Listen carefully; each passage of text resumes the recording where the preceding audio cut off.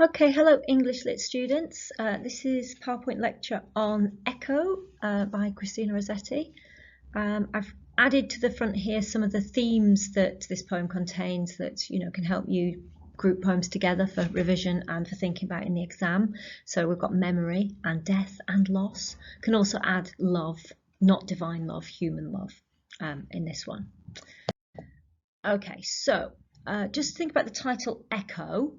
Yes, think about it in two ways. Symbolically, we know what an echo is. It's a sound coming back to us. But there's also the Greek myth of how echoes came about. And unsurprisingly, being a Greek myth, there's a beautiful nymph. And Zeus fancies her, because he always fancies all the nymphs. And his wife/consort Hera always goes down to confront her about this, and Echo tries to get out of it by just talking a lot. So Hera curses Echo so that she can only repeat the last words that were spoken to her. So she's wandering around disconsolate, and then she comes across a very handsome youth who is lost in the woods, and she replies to him. The last words he says, she replies back to him, but he spurns her, and he comes across a pool and he sees his own reflection, and because he is so beautifully handsome, he gets obsessed with looking at his own reflection, falls in love with himself, and he drowns in the pool trying to consummate his feelings for himself. Poor old Echo, therefore, is left, without the man she was in love with this terrible curse, and she physically disappears, but the voice that has to repeat remains. Okay, so that myth is not completely being retold in this poem, but we have to bear in mind some of the ideas in it, particularly tragic love, as we read it. So we think about all the ways in which the poem is an echo, what's being echoed, things like that. So what we have is first person voice addressing a you who is a beloved, who I think we can infer has died. I mean, there are euphemisms, like lost and gone, but we could read it through and see where we think that goes. The poem starts with this desire for the departed to visit the speaker in her dreams. The speaker says they've lost hope and love. Those things are finished, and the beloved is now only a memory. In the second stanza, there's a shift in the ideas in the poem. The speaker recognises the dream is not enough, and she can't meet her beloved. And this is where I think the idea comes that the beloved must therefore, the idea is the beloved is dead, i.e. in paradise. That's the only place they can meet now, in heaven. In the final stanza, however, the speaker goes back on that idea and says, nevertheless, I still would rather have the dream of you than nothing at all. They don't want life without the beloved. And there's some irony at the end of the poem where the speaker talks about the pulse and the breath, given that the figure, the beloved, the person who comes in the dream, doesn't have those things. Therefore, the poem has a quite tragic, melancholy feeling, I mean, all the way through, but particularly at the end. So the stanzas are regular. We have 3 6-line stanzas. We have alternate rhymes A, B, A, B, but then we have a final rhyming couplet to give each stanza that sense of being a complete little point on its own. The first 3 lines and the last line are iambic pentameter, so they are 10 syllables long with the didum sort of rhythm going on there. But the 4th and the 5th lines make one iambic pentameter, so you can describe that as a sort of broken line, and you can talk about how that, adds to this sense of the emotional turmoil and the broken feelings and voice of the speaker. So as sunlight on a stream, come back in tears. Yeah, so all together we get our 10 syllables. Pulse for pulse, breath for breath, speak low, lean low. How you can describe is the stanzas have a sort of diminishing effect. These lines get shorter. In the first stanza, we have the repetition of imperatives starting with come, which adds a sense of desperate longing in that very first stanza, and then that comes back in the last stanza. They don't start them, but we have yet to come to me in dreams, and then we have come back to me in dreams. There are some tricolons which create the mournful mood in the first stanza: memory, hope, love.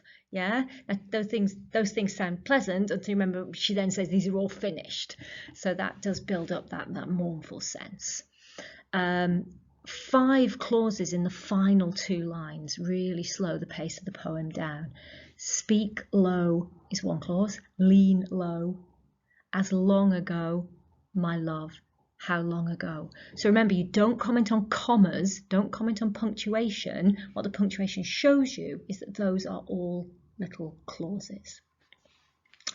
Also, there's enjambement in the second stanza, which very much mimics the movement that bit of the poem is talking about, the slow door opening. So where thirsting, longing eyes watch the slow door that opening, letting in, lets out no more. Yeah, there's no stops at the ends of those 3 lines. 2 lines. Keeps going on, like the door. Slow. Okay. In the first stanza, the beloved is described in attractive images, soft rounded cheeks and bright eyes. Also makes you think that person's probably young, though there's, particularly having a fuller face is associated with youth. But apart from that, not highly individuated, which I think we'll have noticed in lots of Rossetti's poems. Characters are very often sort of types. The simile, as bright as sunlight on a stream, it comes from nature and daytime, which contrasts to this indoor nighttime situation of the dream. And it may also hint at Narcissus's beauty reflected in the water in the myth that I mentioned of Echo and Narcissus. There's a picture of there, very pretty Narcissus looking at himself in the water. There's other imagery of liquid.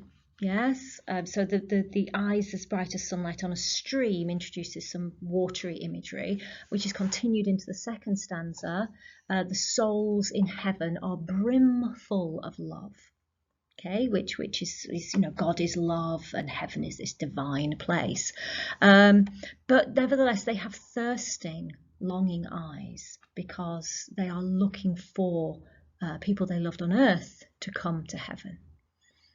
And the other metaphor, yeah, it's not a simile, it could even be a symbol, yes, is the slow door. It only opens one way. Yeah, there's no return after death, which is why I think we're fairly confident in suggesting the beloved has died. They're on the wrong side of the door.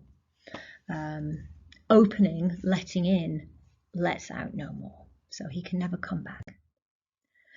There are paradoxes throughout the poem, which adds this sort of melancholy feeling because it's a situation that can't be resolved.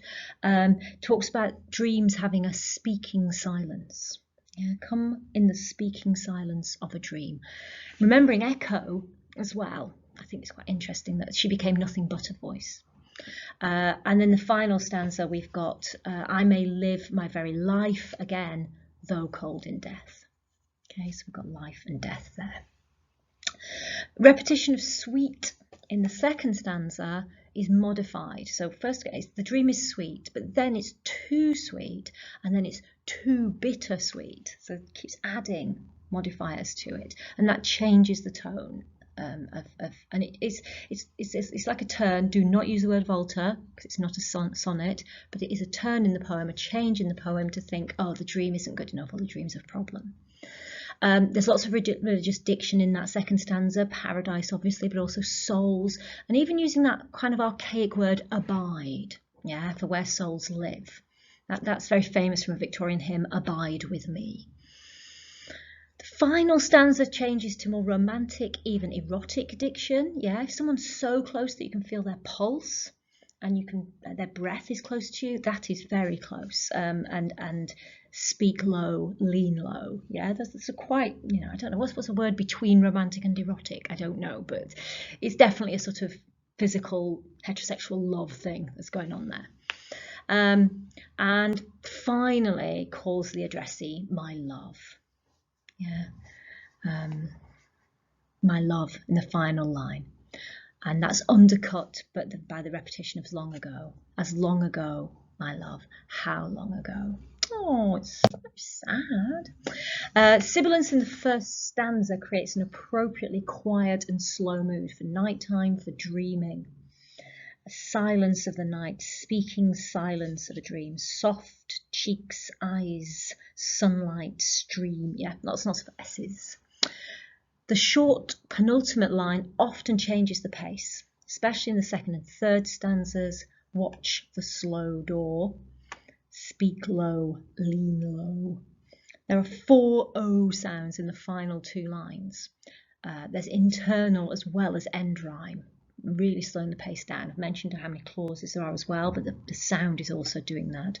Low, low, ago, ago. So low and ago rhyme, but they're also repeated internally as well.